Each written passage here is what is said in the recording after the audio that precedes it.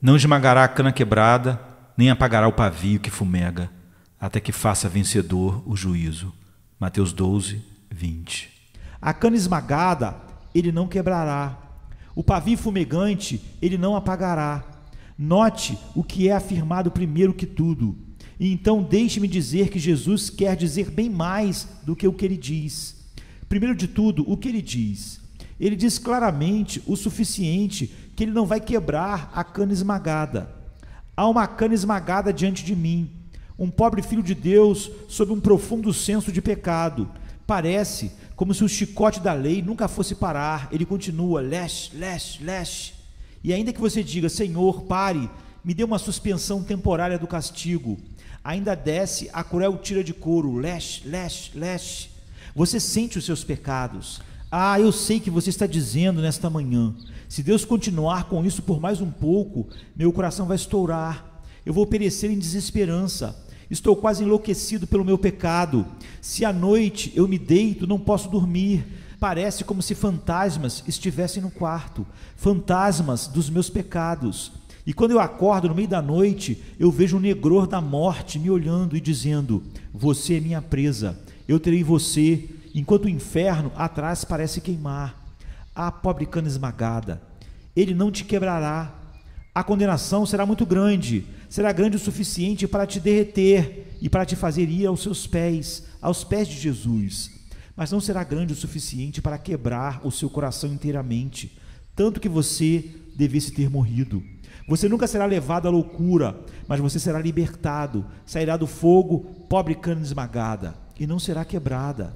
Então há um desviado aqui nesta manhã, ele é como o pavio que fumega. Há anos passados você encontrava tanta felicidade nos caminhos do Senhor e tanto deleite em seu serviço que você dizia, eu ficaria ali para sempre, que horas pacíficas então desfrutei, quão doces memórias ficaram, mas elas deixaram um doloroso vazio que o mundo não pode ocupar. Vocês estão soltando fumaça e pensam que Deus vai lançá-los fora. Se eu fosse um arminiano, eu lhes diria que ele vai, mas sendo um crente na Bíblia, nas verdades da graça divina que chama eficazmente, e nada além de crer somente nas Escrituras, eu lhes digo que ele não os apagará. Ainda que estejam fumegando, não morrerão.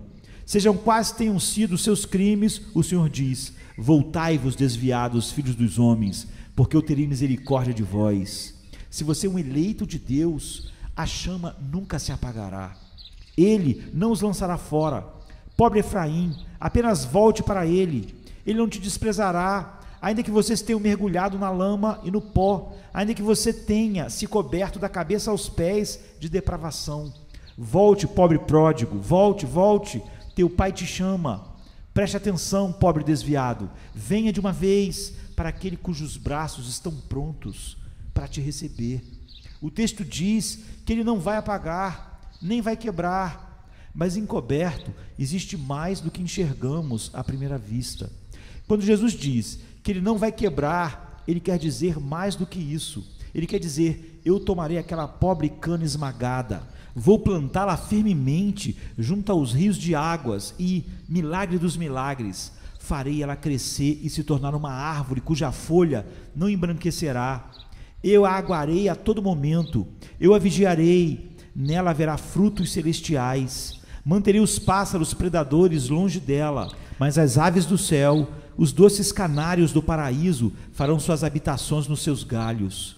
Quando ele diz que não vai quebrar a cana esmagada, ele quer dizer mais. Ele quer dizer que vai nutrir, que ele vai ajudar e fortalecer e apoiar e glorificar, e que vai executar a sua autoridade sobre ela e fazê-la gloriosa e gloriosa para sempre. E quando ele diz ao desviado que não vai apagá-lo, ele diz mais que isso. Ele diz que vai abaná-lo até se tornar uma chama. Alguns de vocês, eu ouso dizer, foram da igreja para casa e encontraram o seu fogo quase apagado. Eu sei como é que você lida com isso. Você assopra devagar a única centelha. Se houver uma, e com receio de assoprar com muita força, você poria o dedo na frente. E se você estivesse sozinho e não tivesse mais que um palito de fósforos ou apenas uma centelha entre os gravetos, quão suavemente você assopraria. portanto desviados ou fracos espiritualmente. Jesus Cristo trata com você, Ele não o lança fora, Ele assopra com brandura, Ele diz: eu não te apagarei. Ele quer dizer: eu serei muito suave, muito cauteloso, muito cuidadoso. Ele amontoará material seco, de modos que pouco a pouco uma pequena centelha se tornará uma labareda, e brilhará em direção aos céus, e grande será o fogo que dali sairá. Agora, eu quero dizer uma ou duas coisas para os de pequena fé. Os pequenos filhos de Deus, que aqui são mencionados como sendo canas esmagadas ou pavios fumegantes, estão exatamente tão seguros quanto os grandes santos de Deus. Eu quero por um momento expandir esse pensamento, então terminarei com outro título. Esses santos de Deus, que são chamados de canas esmagadas e pavios fumegantes, estão em tanta segurança como aqueles que são poderosos pelo seu mestre e grandes em força por diversas razões. Antes de tudo, o pequeno santo é tão eleito de Deus quanto o grande santo. Quando Deus escolhe o seu povo, Ele os escolhe de imediato, todos juntos, e Ele elege tanto um quanto o outro. Se eu escolho um certo número de coisas, uma pode ser menos do que as restantes, mas é tão escolhida como as demais. E, portanto, senhora temor e senhorita desencorajada, são todas eleitas quanto o grande coração ou o velho pai honesto. Novamente, os pequenos são redimidos em igualdade com os grandes. Os santos fracos custaram a Cristo tanto sofrimento quanto os fortes. O menorzinho dos filhos de Deus não poderia ter sido comprado com menos que o sangue precioso de Jesus. E o maior dos filhos de Deus não lhe custou mais do que isso. Paulo não custou nada a mais do que Benjamim. Estou certo que não, porque eu leio na Bíblia que não há diferença. Além disso, quando na antiguidade vinham pagar o preço da remissão, cada pessoa trazia um talento. O pobre não trará menos, e o rico não vai trazer mais que exatamente um talento. O mesmo preço era pago, tanto por um quanto pelo outro. Agora então, filhinhos de Deus, tome esse pensamento para as suas almas. Vocês veem algum homem muito proeminente na causa de Cristo, e é muito bom que eles fossem, mas eles não custaram para Jesus um centavo a mais do que você custou. Ele pagou por você o mesmo preço que pagou por eles. Repita novamente: você é tão filho de Deus quanto o maior dos santos. Alguns de vocês têm 5 ou 6 filhos. Há um dos seus filhos, talvez, que é muito alto e bem apessoado e tem, além disso, capacidade mental. E você tem um outro filho que é o menor da família e talvez tenha não mais que um pequeno intelecto e compreensão. Mas qual é mais seu filho? Mais, você diz? Não, ambos são meus filhos, do mesmo modo, certamente tanto um quanto o outro. Então, caros amigos, vocês podem ter muito pouca escolaridade, ter muito pouca luz sobre as coisas divinas, vocês podem não ver mais que os homens como árvores andando, mas vocês são filhos de Deus, tanto quanto aqueles que cresceram à estatura do homem em Jesus Cristo. Então lembre-se, pobres santos tentados, que vocês são tão justificados quanto qualquer outro filho de Deus. Eu sei que estou completamente justificado. O sangue de Cristo e a sua justificação são a minha beleza. Minhas vestes de glória, eu não quero outras vestimentas, salvos aquelas que foram feitas em Cristo, e a sua justiça imputada a mim. O mais ousado filho de Deus não quer mais que isso, e eu que sou menos que o último de todos os santos, não posso estar contente com menos, e eu não terei menos. Ó Senhor pronto para parar, você é tão justificado quanto Paulo, Pedro, João Batista, ou o mais alto dos santos no céu. Não há diferença nesse assunto. Ó, tome coragem e se regozije. Então, mais uma coisa, se você estivesse perdido, a honra de Deus estaria tão sem brilho como se o maior de todos os santos estivesse perdido. Uma vez, eu li uma coisa esquisita em um velho livro sobre os filhos de Deus e as pessoas serem uma parte de Cristo e estarem em união com Ele. O escritor diz: um pai senta-se em uma sala e nela entra um estranho, o estranho põe uma criança nos seus joelhos e a criança tem um dedo machucado. Então ele diz: minha criança, você tem um dedo machucado. Sim. Bem, deixe-me tirá-lo e lhe darei um de ouro. A criança olha para ele e diz: eu não vou mais para perto daquele homem, nunca mais. porque ele diz que vai arrancar o meu dedo. Eu quero o meu dedo mesmo, eu não quero um dedo de ouro em troca dele. Então o santo disse: eu sou um dos membros de Cristo, mas eu sou como um dedo machucado, e ele vai me tirar e colocar um de ouro. Não, disse Cristo, não, eu não posso ter nenhum de meus membros tirados. Se o dedo está machucado, eu farei um curativo nele, eu o fortalecerei. Assim é Cristo, queridos. Cristo não pode permitir uma palavra sobre cortar fora seus membros. Se Cristo perdesse um do seu povo, um daqueles que o Pai deu-lhe na eternidade, ele não seria mais um Cristo completo.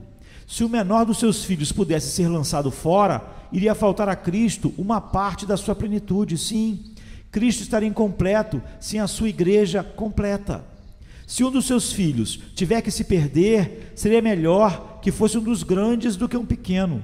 Se um pequeno se perdesse, Satã diria: ah, você salva os grandes, porque eles têm força e podem ajudar-se a si mesmos. Mas o pequeno que não tem força, você não pôde salvar. Você sabe o que Satã diria, mas Deus fecharia a boca de Satã ao proclamar: eles estão todos aqui, Satã. A despeito da sua malícia, eles estão todos aqui, cada um está salvo. Todos aqueles que eu dei ao meu filho na eternidade, ele salvou. Todos aqueles que eu enviei a ele, ele deu a vida eterna. E todos estão completamente seguros e por isso estão aqui, agora. Agora deite-se no seu covil para sempre e esteja eternamente preso em cadeias e fumegante fogo. Então ele irá sofrer o tormento eterno, mas nenhum filho de Deus jamais sofrerá. Ele derramou a sua ira sobre o seu filho para que nenhum dos eleitos jamais experimentasse a sua ira. A salvação de grandes santos geralmente depende da salvação dos pequenos santos. Você compreende isso? Você sabe que a minha salvação, ou a salvação de qualquer filho de Deus, olhando pelas segundas causas, depende muito da conversão de alguém mais? Suponha que a sua mãe foi um instrumento da sua conversão. Você iria, humanamente falando, dizer que a sua conversão dependeu da dela, porque ao ser ela convertida, ela foi feita instrumento para trazer você. Suponha um tal ministro ser um instrumento do seu chamado. Então a sua conversão, de algum modo, ainda que não absolutamente, dependeu dele. Assim, seguidamente acontece que a salvação dos mais poderosos servos de Deus depende da conversão dos pequenos.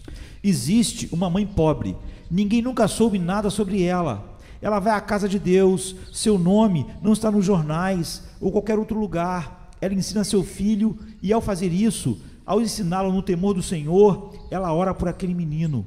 Ela luta com Deus e suas orações e lágrimas se misturam. O menino cresce e o que ele é? Um grande pregador, um missionário, um Agostinho, um William Knopp, um Moffat, um Williams. Mas você nada ouve sobre a mãe dele. Ah, mas se a mãe não tivesse sido salva, onde estaria o menino? Deixemos que isso alegre aos pequenos e possam vocês se regozijarem que ele vai te nutrir e acalentar, ainda que vocês sejam como a cana esmagada e o pavio fumegante.